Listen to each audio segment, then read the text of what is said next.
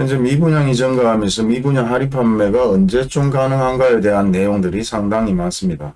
그리고 재건축 재개발에 의해서 보류질환 또 무엇입니까 물어보는 분들이 상당히 많은데, 보류질환 실질적으로 재건축 사업을 하면서 소송이나 만일의 사태에 대비해서 남겨둔 매물이죠.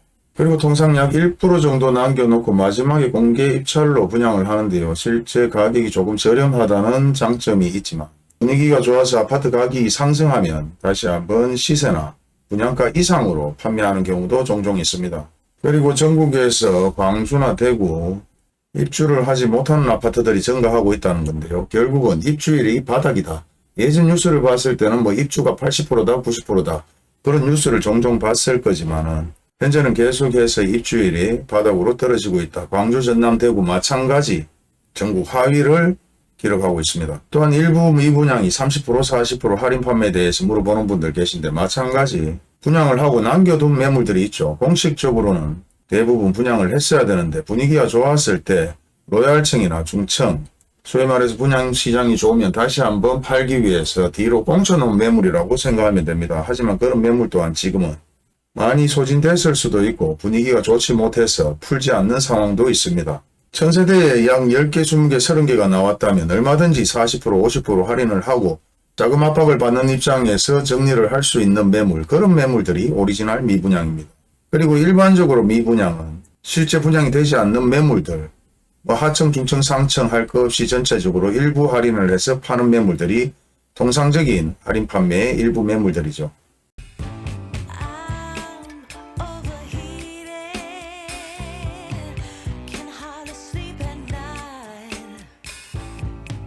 안녕하세요. 현재 많은 분들이 물어보시는 내용 중에 하나가 아파트 가격이 얼마나 더 떨어질까요? 여기서 더 떨어질 수 있을까요? 아니면 큰 폭으로 하락할 수도 있을까요? 이게 현재 바닥이 아닌가요? 매일 비슷한 얘기를 물어봅니다. 하지만 우리는 현재 아파트 가격만 보는 것이 아니라 전체적인 분위기를 봐야 되는데, 현재 아파트 경매뿐만 아니라 주택이나 공장, 농지 대부분 경매들이 엄청나게 나오고 있습니다. 그 이유는 경기가 좋지 못해서 급하게 팔아야 되는 매물들이 증가하고 있다는 거죠.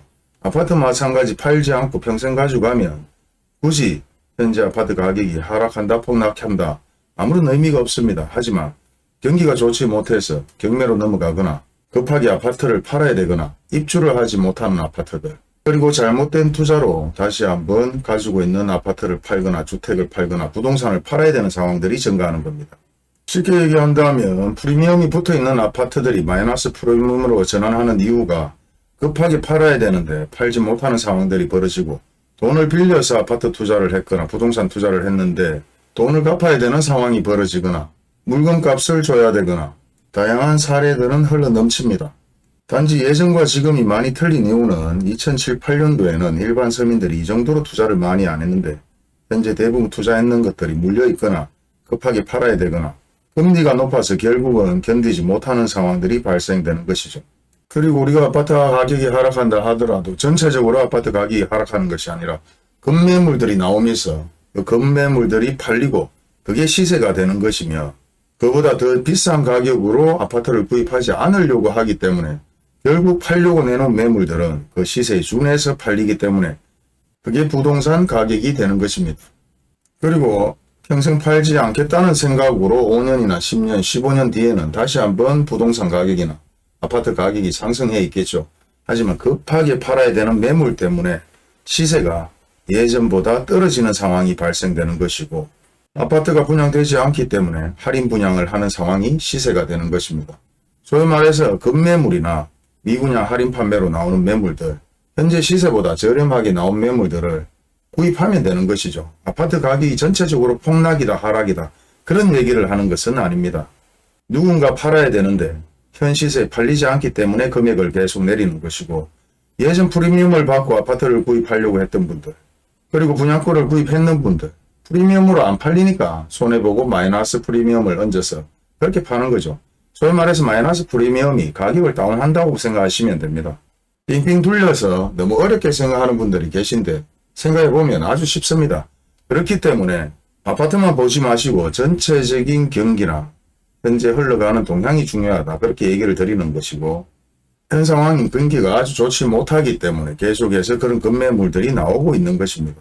물론 우리가 코로나 때보다 경기 상황이 좋지 못하다 뭐 그런 얘기를 하는데 사실 코로나 때는 경기가 상당히 좋았어요. 그 이유는 그때 상당히 많은 재개발이 진행되었고 그런 재개발 보상금이 풀렸단 말입니다. 엄청난 돈들이 풀리면서 사실 경기가 나쁘지 않았는 상황인데 우리는 그런 것을 느끼지 못하고 뉴스나 신문 기사에서 계속 경기가 좋지 못하다 뭐 그런 얘기를 많이 들어서 그런 인식이 바뀌어 있었는지는 몰라도 예전 코로나 때 소위 말해서 2020년 19년도에는 사실 아파트 가격도 상승하지만 엄청나게 많은 재개발 보상금이 풀렸기 때문에 상당히 경기가 좋았는 상황이라고 생각하시면 됩니다.